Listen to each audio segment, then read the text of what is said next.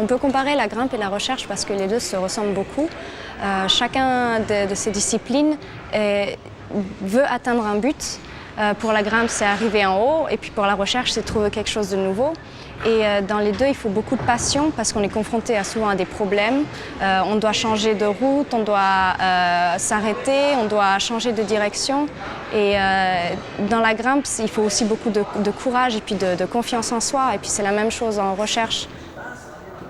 J'ai toujours été intéressée à comment les cellules fonctionnent et aussi comment, qu'est-ce qui se passe mal dans le cancer, qu'est-ce qui fait qu'il y a le cancer. Et donc j'ai voulu étudier justement le fonctionnement des cellules et puis qu'il y a quelque chose aussi d'appliqué ensuite.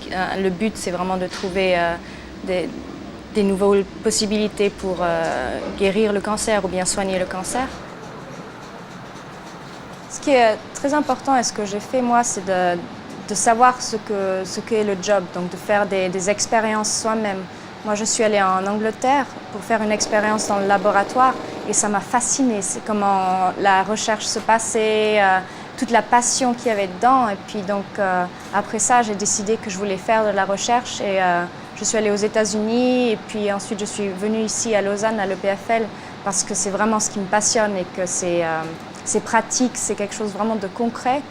Et là, je travaille avec des cellules humaines sur la duplication du centrosome.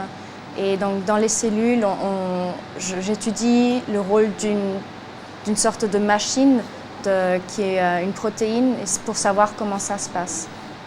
Donc là, je prends une photo d'une cellule en division avec un microscope. Et dans la cellule en division, l'ADN est séparé dans deux cellules filles par les microtubules. Et donc, en division cellulaire, il y a deux centrosomes, mais dans une cellule normale, il y a seulement un centrosome. Donc le centrosome doit être dupliqué une fois. Et dans les cellules cancéreuses, on voit souvent qu'il y a plus que deux centrosomes, ce qui fait que la division cellulaire est anormale. Donc en étudiant comment le centrosome se duplique, on peut essayer de trouver un médicament ou une drogue qui empêche le centrosome de se dupliquer plus dans les cellules cancéreuses et donc de combattre ainsi le cancer. Oui, c'est vrai, on travaille très dur, souvent le week-end ou bien tard le soir, des fois jusqu'à minuit. Et puis c'est normal parce que il y a des expériences qui le demandent, mais d'un autre côté, c'est aussi ma passion. Mais d'un autre côté, malgré ce travail, on travaille beaucoup, mais les amis pour moi et prendre du temps pour moi et pour mes amis reste super important. Je m'engage dans la communication dans le cadre du Young European Biotech Network. C'est un réseau de jeunes chercheurs ou personnes qui sont impliquées dans les sciences du vivant. Et un des buts du YBN, c'est de promouvoir la science dans l'Europe, mais aussi avec les gens normaux, donc comme notre famille, nos amis qui ne sont pas dans la science. Et pour ça, on fait pas mal d'activités pour réfléchir comment on peut le faire. On a organisé des conférences et on essaye vraiment d'amener les jeunes scientifiques à s'engager là-dedans parce que c'est nous le futur de la science de demain, quoi. Donc, mon premier but, c'est de terminer mon doctorat dans 3 ans.